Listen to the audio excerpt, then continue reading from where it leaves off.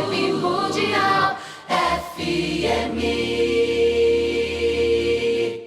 Queridos ouvintes da Vibe Mundial, sou o Vanderlei Paz, psicanalista, terapeuta holístico, mestre em ciências herméticas. E comecei o programa de hoje com a frase: precisamos valorizar o autoesoterismo. Lógico, é preciso que se distingua o autoesoterismo do que as pessoas que praticam exoterismo com X, que é alguma coisa mais externa, né? Um pouquinho mais assim, um pouquinho mais superficial, né? E que também devemos respeitar, porque sempre são coisas feitas com boa intenção, mas o autoesoterismo que você vai encontrar nas grandes escolas, né, esotéricas, com raízes milenares, como é a Fraternidade Rosa Cruz, Círculo Esotérico da Comunhão do Pensamento, a própria Ordem Maçônica, a Teosofia. É desse autoesoterismo que deriva os conhecimentos que têm ecletismo, ou seja, o autoesoterismo não é mais uma religião, tanto é que você pode estar numa ordem Rosa Cruz, estar na ordem maçônica e ser católico, ser budista, pertencer a qualquer uma religião, e as religiões do jeito que elas são necessárias que existam para que você tenha um freio espiritual e conheça alguma coisa. Mas os grandes seres de luz que passaram pela Terra, eles não quiseram fundar religiões. Siddhartha Buda Gautama não quis fundar uma religião, nem o Mestre Jesus. E são os seguidores que formaram o que se chama de religião. A maioria, aqueles mais esclarecidos, sabem que o chamado budismo é uma filosofia, não necessariamente uma religião. Nada contra a religião, mas ela tem seus dogmas às vezes fechados, suas regras fechadas, tipo um clube com as suas regras. E no caso do autoesoterismo, é o esoterismo que você enxerga ecleticamente dentro de uma igreja católica, de uma sinagoga, de uma mesquita, de um templo hindu. Aí você vê então o arcabouço da geometria sagrada, da própria arquitetura do templo, nos ensinamentos que estão ocultos por trás das palavras literais, ensinamento oculto na própria Bíblia hebraica, o ensinamento oculto no Bhagavad Gita, uma espécie de Bíblia da Índia antiga, né? Ensinamento oculto na Sutra de Lótus, nos conhecimentos das várias etnias do mundo, no taoísmo chinês. Lá estão ensinamentos que convergem, que mostram uma matemática, que mostram uma geometria que convergem. Por exemplo, existe no taoísmo o Feng Shui, como fala o chinês, Feng Shui, e eles se baseiam num quadrado, e esse quadrado tem o nome de Lo Shu, L-O-S-H-U, Lo Shu. E esse quadrado Lo Shu é um quadrado cheio de números. O número central é o número 5 e depois tem outros números em volta. Esse mesmo quadrado com esses mesmos números você encontra na Cabala hermética, que é o quadrado de Saturno, que tem o número 5 no meio e outros números em volta. O meio não pertence a nenhum ponto cardeal e os números que estão em volta, o 9, o 8, o 7, o 6, são ligados a norte, sul, leste, oeste, sudoeste, noroeste e assim para frente, que é usado no Feng Shui. Quer dizer, o mesmo quadrado, com os mesmos números, só mudam os nomes. Então você encontra também, como já falei aqui em outros programas, as origens dos grandes patriarcas e matriarcas que ensinaram coisas de valor para os seus povos, que falaram de um dilúvio, que falaram de uma arca. Você vai encontrar nas mitologias chinesas, vai encontrar nos sumérios, vai encontrar na Índia e também na história, né? Na mitologia e história também hebraica. Há todo um paralelo, por exemplo, no Egito também, você vai encontrar algo semelhante, até mesmo o Novo Testamento, até mesmo a passagem do Mestre Jesus.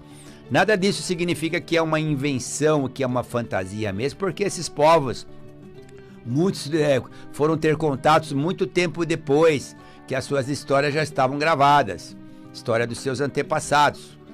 É muito mais provável, vamos pensar assim, que uma civilização mais avançada que visitou a Terra colocou os mesmos ensinamentos em povos distantes, com suas línguas, alimentações diferentes, sistemas distantes, colocou algo em comum. Algo em comum, aliás, algo comum a todos eles. Incomum sim, mas comum a todos eles. Uma filosofia perene, comum. E isso então você vai encontrar então nas histórias, nas narrativas, nos mitos dos vários povos espalhados pelo mundo. Isto é o autoesoterismo, estudar as obras de Helena Blavatsky, conhecer as obras do Círculo Esotérico, conhecer as coisas ligadas à teosofia, à Rosa Cruz e mesmo a ordem maçônica, que já foi muito mais participativa nas coisas sociais e políticas não partidárias, e hoje não é tanto mais assim. Portanto, obrigação dos seus membros, claro, é aprofundar nesse autoesoterismo que foi deixado por Salomão e os que vieram depois. Então, o esoterismo, ele não nega a existência de um Criador, um ser que permeia todo o universo com a sua mente, mas ele respeita a forma de cultuar esse Criador de todos os povos do mundo com suas religiões, desde que nenhuma delas cometa alguma atrocidade sobre seres humanos ou animais, nenhuma aberração, nenhuma atrocidade. Culto feito com cânticos, com dança, cultos esses feitos com palavras mântricas, com cores, com aromas, tudo isso é respeitado de todos os povos e etnias do mundo, e embora sempre por sermos humanos tenha suas distorções. Então, culto egípcio, culto árabe, culto dos nossos irmãos judeus, culto ameríndio, lá sempre existe algo esotérico na missa católica, no chamado momento da transubstanciação, quando o vinho vai representar que se transforma no sangue de Cristo. Então essa é a transubstanciação. Isso é um princípio alquímico. Tudo isto e os símbolos que são colocados, muitas vezes, principalmente nas igrejas de arquitetura gótica, lá está o autoesoterismo. O autoesoterismo, então, que você ouve aqui na Rádio Mundial, ele tem que ser valorizado, principalmente nos momentos que nós estamos vivendo. O ecletismo, ele é para unir as pessoas e não para dividir e polarizar. Há muitos grupos no mundo que brigam e se matam por questões religiosas, né? Então é uma coisa fratricida, absurda. Outros por questões políticas mescladas com as questões religiosas.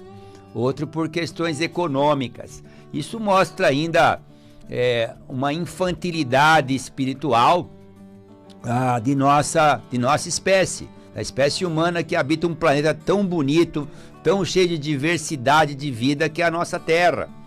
Sem mesmo saber que antes de nós, seres humanos atuais, o Homo sapiens, chegar agora aqui, já haviam outros mais antigos que habitaram aqui, que deixaram seus rastros nas construções megalíticas, que deixaram seus rastros nas questões matemáticas que nós seguimos depois, astronômicas.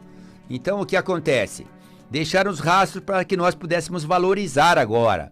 E todo esse rastro desta cultura, dessa sabedoria ancestral, nós podemos chamar de autoesoterismo. A tábua de esmeralda de Hermes Trismegisto, por exemplo, as medidas da grande pirâmide, as linhas de força que passam pela Terra, linhas de força essas que foram estudadas pelo próprio Tesla, quando conseguiu acender lâmpadas colocando fileira de lâmpadas em relação a pontos aqui da Terra e acendiam as lâmpadas.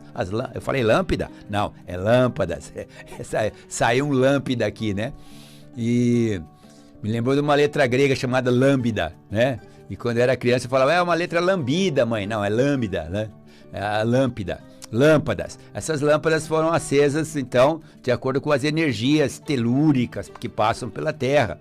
E você ouve falar de pilhas, que já havia no Antigo Egito, as famosas pilhas de Bagdá também, da região de Bagdá, feitas com cobre, né? Com alguma fruta ácida que acendiam lâmpadas. Lâmpadas desenhadas nos murais dos templos egípcios. de uma pilha chamada de pilha cósmica hoje em dia, com o nome de DGED. DGED, então, era uma pilha cósmica que se usa hoje na radiestesia radiônica, nas práticas de radiônica, psicotrônica, com efeitos bastante interessantes.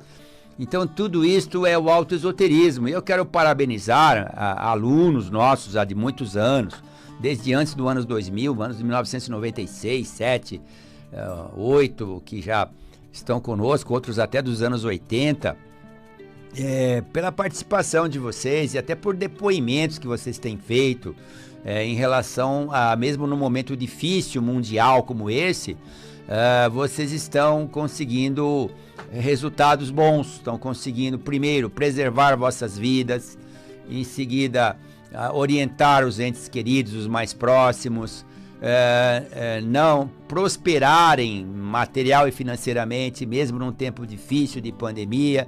Essa é a nossa gratificação, saber que está havendo isto. Mais próximos de mim são cerca de 100 pessoas que eu acompanho, né? Mas existem outros que a gente já não tem mais um contato tão próximo, que a gente fica sabendo de boas notícias. Claro, estamos num planeta, escola, cheio de desafios, muitas vezes percalços sempre vão existir, mas enfrentar com resiliência isso e ser vitorioso, nossa, isso já é uma coisa muito maravilhosa que todos podem receber. Então quero agradecer vocês que têm participado de cursos meus já há muitos anos, posso dizer até já algumas décadas. E que mais? Que vocês agora no sistema online estão participando desses cursos, estão reciclando até cursos que fizeram presenciais e agora fazendo cursos online. E sabe que toda vez que nós fazemos um curso novo, aliás, até repetindo o mesmo curso para vocês que reciclam, nunca é igual o mesmo anterior. Tem muito do anterior, claro, é fiel ao ensinamento, mas sempre algo é acrescentado de acordo com aquilo que nós estamos vivendo, de acordo com aquilo que está acontecendo no coletivo. Então, se está acontecendo uma série de acidentes aéreos, nós vamos estudar isso do ponto de vista social e político. Se está havendo questões astrológicas em relação a isso, se está havendo conflitos políticos acirrados, isso é estudado também esotericamente. Se está havendo uma pandemia como agora, é estudado isso de várias camadas, né? Desde do saneamento básico, das providências, das possíveis origens, da parte espiritual de tudo isso que assolou toda a humanidade. Tudo isso é estudado, não ficamos só estudando coisas muito antigas, não.